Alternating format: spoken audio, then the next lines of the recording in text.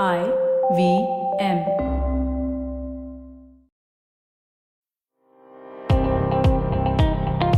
Welcome to All Things Policy, a daily podcast supported by Pragati, a flagship media initiative of the Takshashila Institution. We're a bunch of policy nerds based in Bengaluru, and we like to bring a fresh perspective to Indian affairs and an Indian perspective to global affairs. So grab a cup of coffee, sit back, and join us for today's chat. On Independence Day in 2018, the Indian Prime Minister announced that Indians would unfurl the tricolor in space by 2022 to mark the 75th anniversary of Indian independence. That is yet to happen, but in the meantime, the Indian Space Research Organization, ISRO, and NASA are apparently going to mount what they call a joint effort to the International Space Station in 2024. So, why is India so interested in sending people to space? Or should it just focus on satellites and probes like the Chandrayaan missions? Hello and welcome to another episode of All Things Policy. My name is Satya and today I am joined by my colleague and Takshashila's resident expert on all things space, Aditya Ramanathan. We are going to have a conversation on India's human spaceflight ambitions, and because Aditya heads the Advanced Military Technologies Program and research work on space affairs, so this promises to be an enlightening discussion. Right off the bat, Aditya, can we get a short primer on human spaceflight and the history of humanity's attempts, or maybe India's specific attempts, to fly in space, so to speak? Just give us an idea of the kind of hurdles we have overcome and the achievements that have been made to make this feasible. Sure. That leads into the current status of India's plans to send people into space. Sure. Thanks, Satya. The human spaceflight is the bit of spaceflight that obviously gets the most publicity because you're sending people into space, right? And that is actually one of the big motivations actually for sending people into space we can discuss. What's curious is that the time between the first orbital flight, which is Sputnik 1, and Yuri Gagarin's flight in 1961, is only about 4 years. So, humans started being put into space almost immediately, as soon as what we conventionally call the space age began. I say conventionally because actually humans have been putting objects into space in suborbital flight much earlier. In fact, as early probably as 1942. But the first human in space, of course, I'm sure, as we all remember from our school days, is Yuri Gagarin. Went on a Vostok 1 rocket, was in orbit, for a brief amount of time, and then just returned to Earth. But it was a spectacular accomplishment. The Americans followed up later with their own suborbital flight and finally their own orbital flight. After that, we've had far more spectacular attempts at going into space. These were just, sending people into orbit for a few hours at most. Eventually, you had the Apollo missions, which sent humans not just beyond low Earth orbit, which is where all these early astronauts had gone, but deeper into space, what we typically call cislunar space. So this is the Apollo missions, and the Apollo missions. A total of 24 astronauts went on them. They're all Americans. And 12 of them actually landed on the moon. And even today, those 24 people are the only 24 human beings who have ever been into deep space. All other humans have been in low Earth orbit. So, there was a sort of early peak in the space age, if you will. And what's happened since then is while for a while we've become much less ambitious about sending humans into space, a few things have been happening quietly since the 70s. One of those is space stations. By the way, a space station would have been a far more logical step in the 1960s than to go to the moon, right?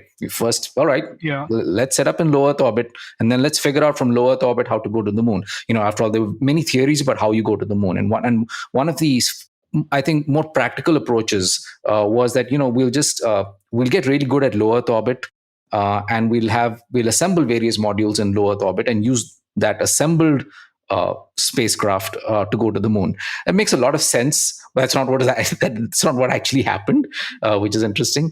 But yeah, so in this, from starting from the 70s, you started seeing the early space stations. These are not the modular space stations that you see today, but there were early attempts at keeping people in orbit for some amount of time. In 1975, the Apollo Soyuz handshake, as it was called, was you had three American astronauts and two Russian Soviet cosmonauts basically docking their spacecraft together in low Earth orbit and literally shaking hands and doing some experiments. Now, did those experiments change the world? Probably not, but they had a major political impact. They had political symbolism to them, at the height of the space race. So that's always been part of human spaceflight, the politics of it. And what we're seeing now is a rebirth, a rekindling of those old ambitions. This is especially because of the American Artemis program, which plans to send humans to the moon again, but this time, as they say, permanently. Humans are eventually going to go there to stay. Now, the first Artemis crewed mission, which will perhaps take place in 2026, we're not sure. If that happens, those people are going to come back in 6 days. But the idea is that eventually, in the later stage of the Apollo program, you start setting up the infrastructure for keeping humans there on a sustained basis. This is only happening because what has already been done in low Earth orbit is to begin this idea of sustained human presence there, right? So for the last 20 years, 22 years actually, humans have been on the International Space Station continuously. There've always been humans there. I mean, that's something that's just mind-blowing to me. And they're now joined by the Tiangong, the Chinese space station, and they have absolutely the same intention. There'll always be Chinese taikonauts in space, right? So there's this idea that you set up this sustained presence in low Earth orbit, and the Americans are going a step further and saying, we're going to commercialize this, right? So the idea is that, well, NASA is still heavily involved. They're going to reduce their involvement, and they're going to encourage these private space stations basically to take over. And so they're going to commercialize low Earth orbit, have humans there permanently. They'll go to the moon, and their idea is to replicate that on the moon as well, and have a sort of commercially self-sustaining human presence on the moon. And from there, the idea is to eventually go to Mars, which is that is just insane. Okay, because yes, that's quite a bit in the don't hold future. your breath for it. Don't even hold your breath for sustained presence on the moon. These things take a lot of time and a lot of money, and it's not clear that budgetary support is going to continue, given all sorts of things that happen on Earth, right? I mean, remember, budgets for space programs can fall immediately whenever there's a crisis back on Earth. So these things will, they're not going to be linear. It's going to be shaky, and it's going to take its own time. Right. So leading from that, how has India's experience been as it begins to mount efforts to have sustained or coordinated human spaceflight ambitions? And what is its current? Sure. Like you said at the beginning, on Independence Day in 2018, 5 years back now, the Prime Minister had said, we're going to put humans into orbit, Indians into orbit specifically. And that hasn't quite happened. And a big reason for that is, for one, obviously, look, technologically, this is insanely difficult, and you're working with limited budgets in India. But there's also the fact of the pandemic. The pandemic really disrupted India's space program for nearly 2 years. So that's part of the reason. The other part of the reason, again, where politics intrudes is space cooperation with Russia has become really difficult because Russia's own space agency is in a mess, and it has budgetary problems, and it's suffering from sanctions and so on. And that's important because India's Vyomnauts, as we're apparently now calling them, were actually training in Russia. And in fact, during the pandemic, they had to come back in between and so on, right? So there's a lot of disruptions. You had disruptions from both the pandemic and war. That program is delayed. As of now, what we've heard from ISRO statements is that we'll send the first crewed mission into space in 2026. So this will be just a one person in one capsule, go to space, do a few orbits, and come back, right? So that's it. And that's normally the first step that you take. But even that is, it may be uncertain, as is always the case with these things, because ISRO still has to do a couple of uncrewed tests, and those have to go well. There's lots of other little component tests, airdrop tests, separation tests, validating the escape module. Safety is really important. Not just because of the value of human life, but also because there's a publicity problem, right? If you try and send someone into space and they die, it really affects the public support and potentially budgetary support that your human spaceflight mission might enjoy.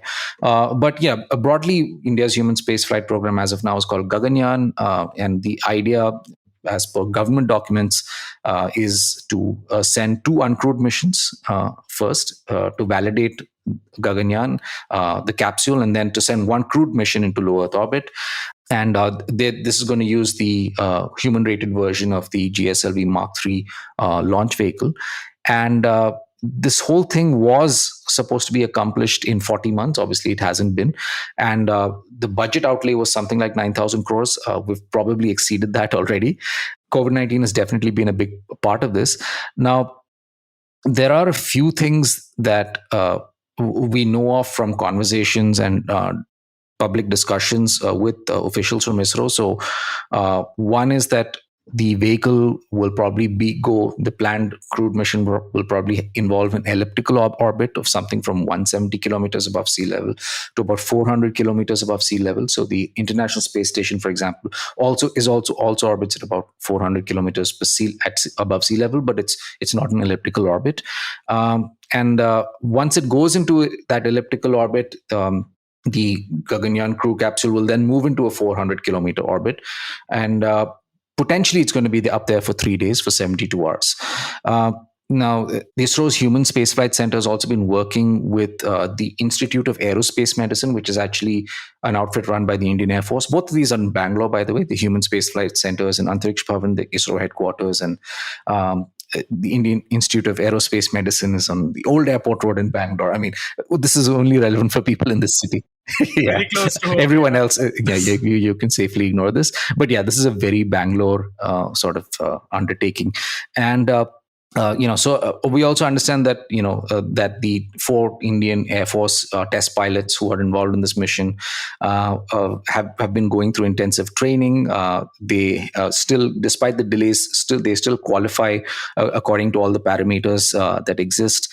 So it most likely the Institute of Aerospace Medicine and ISRO's Human Spaceflight Center are going to continue operating on this until the Gaganyaan project is complete, which will probably be somewhere at the end of the decade, by the time you send enough crewed missions. Now, besides this, the other thing that Satya, you also mentioned was that we also have this announcement that ISRO and NASA are going to work on this joint mission to the International Space Station in 2024, next year. This evidently means that one of those 4 Indian Vyomnauts who have been training is going to be sent on the International Space Station.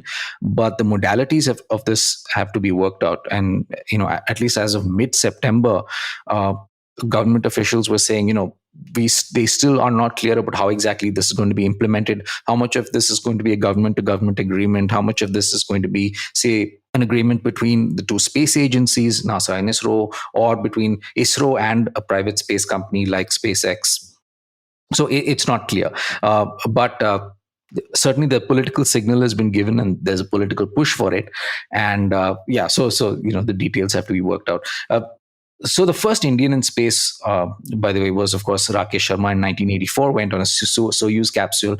And if this ISS mission works out, the second Indian in space will be an astronaut, unnamed, probably, again, but also, again, an Indian Air Force test pilot.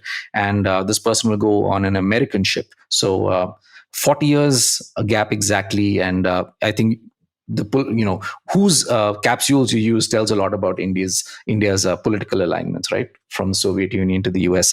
Also interesting is that when we look at how space flight has evolved, is that the Indian astronaut or Vyomnaut who will go on the International Space Station will probably go on a Dragon crew spacecraft, which is a SpaceX spacecraft, privately built, operated, launched. So again, that just tells you how much things have changed in the last 40 years. There are 2 things that I find really interesting there. First is, I assume the training and the medical and biological modalities that will be required to to send the first Indian astronaut into space next year. I don't think. I mean, as far as I know, the training takes years or so. So that'll be interesting to see how that progresses. And also, this is a personal question that I had for a long time: is that technologically speaking, the technology to send humans into space had been formulated back in the 60s and refined up till 80s or 90s, I assume. And then thereon, it's been primarily NASA, China, and Soviet Russia back then, now Russia, been perfecting it. How much of this technology is generally shared across nations? Like, I assume, did India formulate all of the technology that is required to send its own astronauts aboard Gaganyaan on its own, or did it have? I assume there is some collaboration, but how much of it percolates through jurisdictions and strategic geopolitical? Yeah, the great question. So, Satya, on your first question, yes, it takes years, and the Indian Air Force test pilots who went to Russia for training went there in February 2020. So, perfect timing. But yeah, so it does take years, and you have to go through not just several levels of medical tests, but also things like waitlist training. By the way, that's something that India doesn't have. A lot of people in India have pointed out that one of the challenges India has is, for example, both the European Space Agency with an Airbus plane and NASA with the KC-135, which is a modified Boeing 707. What they do is they basically send these planes on these elliptical flights. So when they drop, you can experience weightlessness or weight-like conditions for about 30 seconds. And so that's often used to train astronauts. And you can build mock-ups of spacecraft inside and have them operate there. By the way, the film Apollo 13, a lot of the weightless scenes were actually shot like that in actual weightless conditions, which is crazy. But yeah, so we don't have that kind of facility in India. So that is definitely an opportunity for Indians to pull off, and perhaps even private entrepreneurs can find a way to do that. There's no reason why India can't be a training center for various aspects of astronaut training, because presumably if you have greater demand and also greater supply of private spacecraft in the future, it'll be useful to have training facilities all over the world. And there are literally thousands of people who would like to go to space. Many of them can afford going and become paying customers, and why not do some of the training in India? Anyway, so that's one thing. The second is, how much does the technology percolate? The short answer is not much, because a lot of this is secretive. A lot of these are things that governments consider their own competitive advantage. But people move around. You do sometimes understand some commercial off-the-shelf technology that has been used somewhere. People openly publish scientific papers about things they've learned. So the percolation happens that way. Otherwise, India's human spaceflight program has been so far largely built from scratch, barring some Russian help. And I think that is actually part of the problem. When we talk about human space flight, there is an opportunity cost, right? So ISRO's budget over the last 10 odd years has been roughly the same when you adjust for inflation, right? It's not like it's shot up. So when you have, say, a Gaganyaan human space flight program, which is about 9,000 crores over several years, that's going to eat into other things that ISRO does. And one of the big things that space agencies like ISRO still do is space applications. You need weather satellites, you need communication satellites, and you need all sorts of other remote sensing satellites for both civilian and military capabilities. So space applications is ultimately the most important use of space for a country like India. And this goes back to Vikram Sarabhai and others, making it very clear that India is interested in these sort of practical, literally down to earth sort of applications of space. We're not in a big contest for prestige with other countries. So you don't want that to be affected, right? India needs a lot more weather satellites, it needs a lot more military satellites.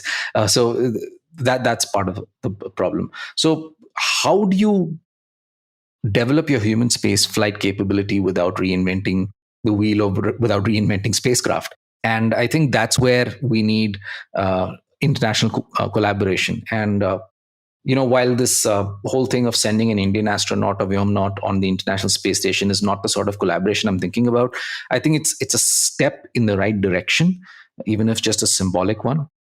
So, for example, the ISRO chief Somnath earlier this year indicated that Blue Origin, which is an American space company started by Jeff Bezos, was interested in using the LVM-3 capsule from Gaganyaan as a sort of human transport module, or perhaps also a cargo transport module, to the private space station that they're planning in about a decade, called Orbital Reef, right? So this is exactly the kind of thing that we should look forward to.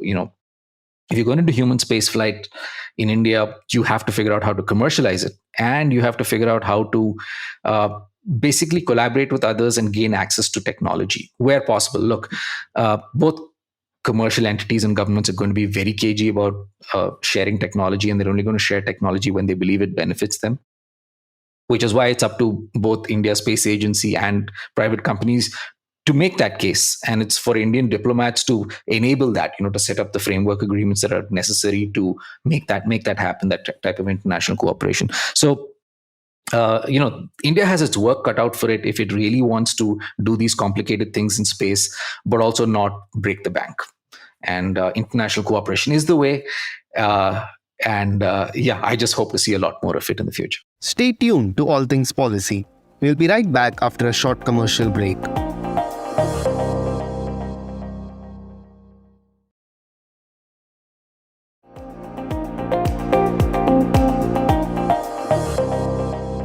Yeah, it's crazy to think that the technology required to, let's say, have an astronaut safely eat a sandwich in space is something that is, there are so many different technologies incorporated into it that nations wouldn't share it with other nations. So India has to figure that out from scratch. Maybe not a sandwich, but I don't know. But yeah, so I have another question that also kind of, slips into another question I had, is that we are automating a lot of these tasks on Earth. I assume the reason why governments spend so much money on human spaceflight and not just use robots, first is the prestige factor, of course, the technological milestone factor of it as well as trying to understand what kind of effects space, like sustained space presence, may have on a human body. But also, I assume, and this is completely like superficial knowledge on my part, is that the technologies that we use to make something like human spaceflight happen and then refine it will find application in other kinds of usage back home.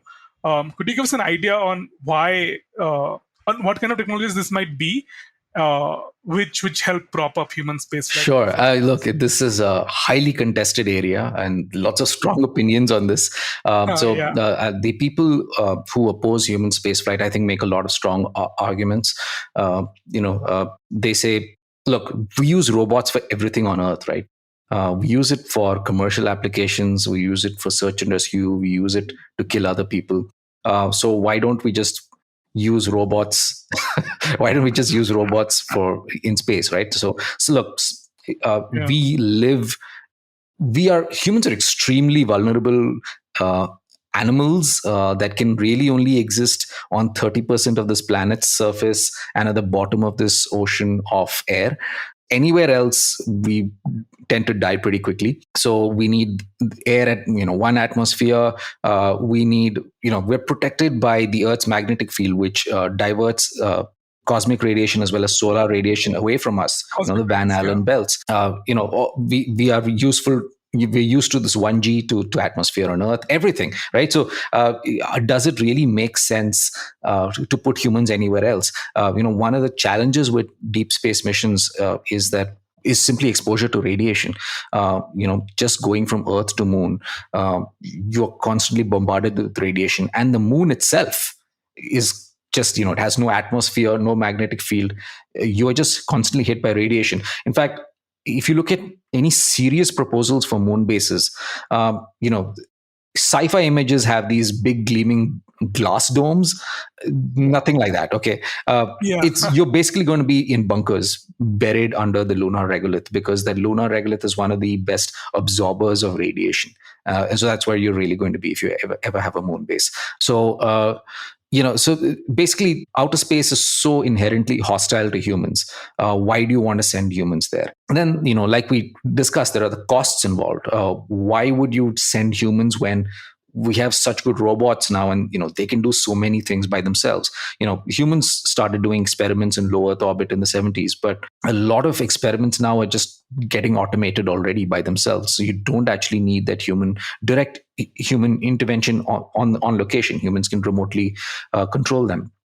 And then, finally, there's the question of what you talked about, Satya, spin-off technologies.